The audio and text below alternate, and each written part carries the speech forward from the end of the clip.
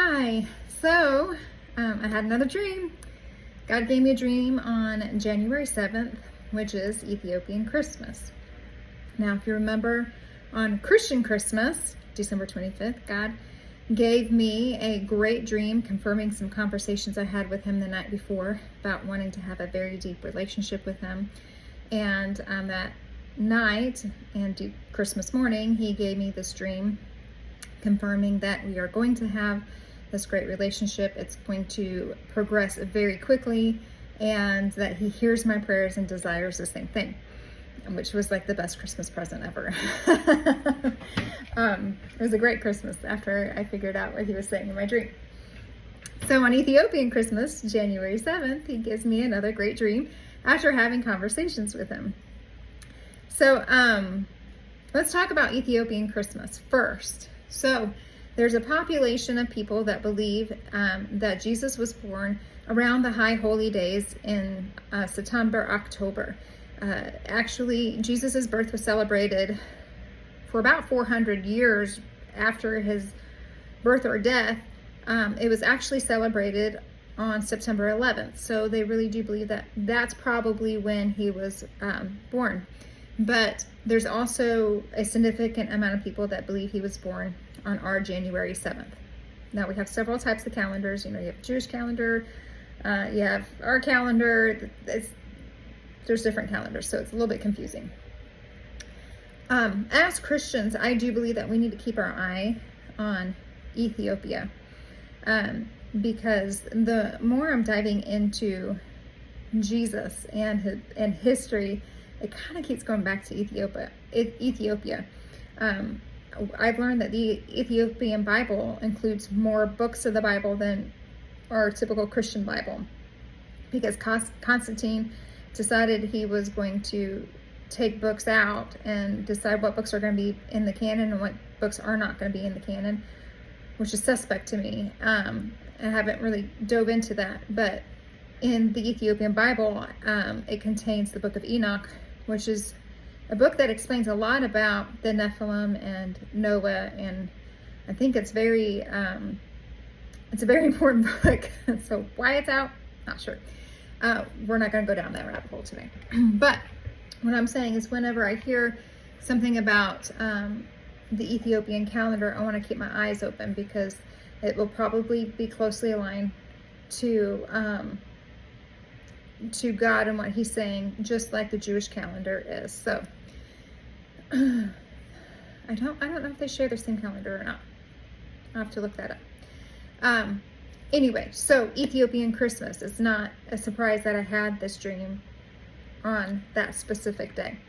So in the days leading up before this dream, actually for months, actually for about a year and a half, God has been teaching me how to give. Some people are fantastic givers and receivers. I am not one of them. It does not come natural to me. My mother-in-law, natural giver. My daughter, natural giver. Me, not so much. I need to be taught. And so for the last year and a half, God's been teaching me to freely give and not worry about it. And he's taught me to keep some dollar bills in my car or in my purse, so that if there's a need that arises, I can just give them, and freely, without saying, oh, I'm sorry, I don't have any money. All I have is my card. I can get rid of it really quickly. And what I've learned is that I am the distributor. That's my role. All right. So he gives me whatever, puts it in my hands, and then he tells me to give it away. So he gives money, I give it away. And if I give it away, then he continues to fill. And I have learned that usually that means overflow, and it blesses me. And so it's teaching me to let go and trust God completely, that he will continue to fill my hands so I can continue to give, and I can continue to be provided for as well, to provide for somebody else and to provide for myself. Because let's admit it, that's scary when you're taking out of your bank account money that you could be using to fix things around the house, and you're using it to help somebody else. That's scary. But let me tell you, this whole last year and a half, God has been filling that back up, even overflowing that, while he's continuing to give me things to give. And so it's been really interesting to see that. So I've been having these conversations pretty hard the last few months and really hard the last few weeks with God about how do I give? Who do I give to? What does this look like? And to get some more direction on it. So that's the conversations that we've been having. Then he gives me this dream. So this dream, I'm in like a rundown hotel, like from maybe the 70s or 80s. And it was, it's a hotel, but it's also a birthing center. So these unwed mothers, single mothers, and they have other toddler children, they come in, they birth their babies. And then me and a team, after helping them birth their babies or be there when they birth their babies, we tear down the walls and we renovate their house. We renovate their room, and so that it is an apartment for them. So it's a living place for them. So they come in, they're unwed mothers, they don't have a whole lot of resources, they come in with their children, they birth their babies, we renovate, and we provide a place for them. Now my dream shifted, and I'm in jail, and I'm a photographer, and I have this big camera, and I'm going around the jail taking all these artsy photographs, and it's really feeding into the prisoners, and the prisoners are posing for the camera. I'm not taking mud shots. They're like artsy shots, and they're posing, and they're showing their vulnerable side, and they just kept saying, "Thank you so much for doing this. Thank you for taking your time to do this. We are so appreciative."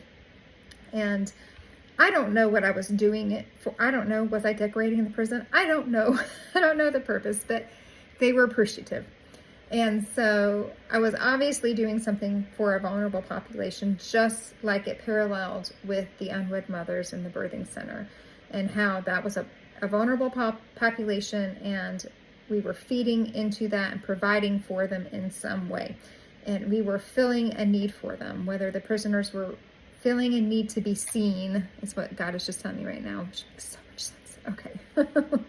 Praise the Lord. Okay, so the prisoners were needing to be seen, and I was photographing them and seeing their true light, and that was something that meant so much to them.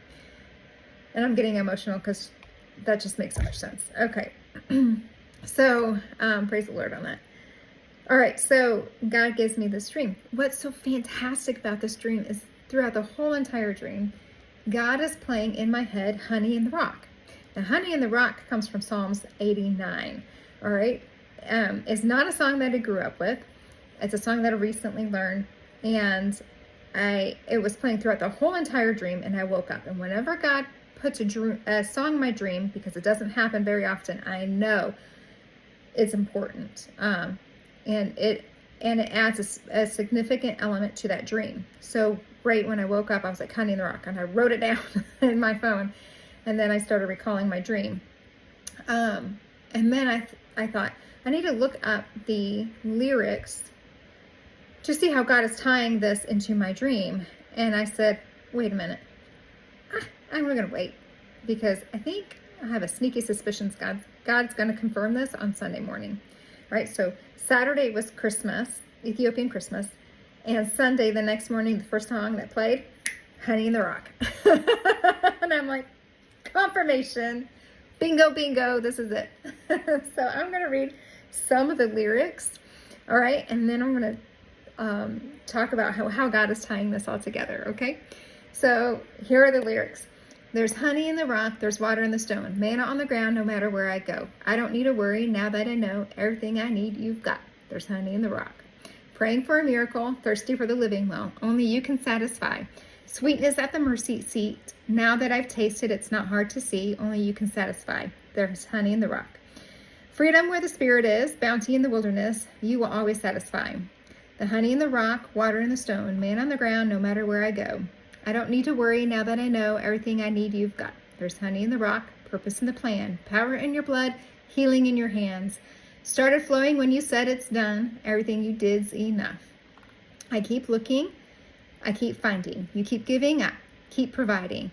I have all that I need. You are all that I need. I keep praying, you keep moving. I keep praising, you keep proving. I have all that I need. You are all that I need. Let's see. And then it goes on to sing honey, there's honey in the rock. And then it goes down and it says, oh, how sweet it is to trust in you, Jesus. Oh, how sweet it is to trust in you, Jesus. How sweet it is. How sweet it is to trust in you, Jesus. 3 times, meaning complete and Trinity. So, all right. So the song is saying that God can make these miracles. He will always provide. He will provide through miracles over and over again. Manna in the ground, honey in the rock, water in the stone. He will provide. And when you're in that wilderness, and you just got to keep looking for him, and you will see his provision. And you have to just trust, because it's so sweet when you trust, because you see the fruit from that. All right. So tying this in with what the conversations he and I have been having about money and giving, and me being the middleman and giving, and he's telling me in this dream, and he's telling us all. So some dreams are prophetic, some dreams are a warning, and many dreams are invitations. This one is an invitation, and he is saying, I want you to be a part of that miracle for somebody. I want you to partner with me. Okay, I want us to have a partnership. I want you to be the manna and the rock. I want you to be the water and the stone. I want you to be the manna on the ground. I want you to step in and help provide those miracles. I want to work through you to impact others. All right? Just like when he says, open your hands, I'm going to give you stuff. I'm going to trust that you give it away. As long as you trust, I trust you to give it away, and you fulfill that, I will trust that I will fill your hands. And he wants us to be like that. He wants us to be somebody's miracle. So let's say a family doesn't have a home, and we can come in and help provide money for that, or help provide our time to help them build a home. We can be partners in that. And then they can sit and they can say, God provided for me. I didn't have a home, and God provided for me through so-and-so and so-and-so and so-and-so. He wants us to be a part of that miracle for somebody. And I love it. I love when he asks, partner with me. I love it, because he knows that we're going to grow in relationship with him. And how great is that? He could take all the glory, and he deserves all the glory, but he wants to share that with us, because he knows that when we take part in that, when we are a part in that, and we partner with him, we are blessed by that, and he wants us to be blessed. And so that is what he's saying in this dream. That is what he's saying in this song. That's what he's saying in this dream, and how he wants us to look for vulnerable populations to help and be that miracle for them. And he's like, hey, you don't have to do it on your own. I'm there with you. I can do it on my own, but I don't want to. I want to partner with you. That's what he's saying. But isn't that great? Isn't that a great message on Christmas Day, Ethiopian Christmas? He's like, again, he's saying, I want to be with you. I want to partner with you. Let's partner with him in 2023. Let's be a part of that miracle. Let's be the honey in the rock, and the water in the stone, and the man on the ground. Let's be that for somebody. And you can partner with God and ask him, who do you want me to be a miracle for? How do you want me to help someone? All right, so that's all I have today. Go in his shalom.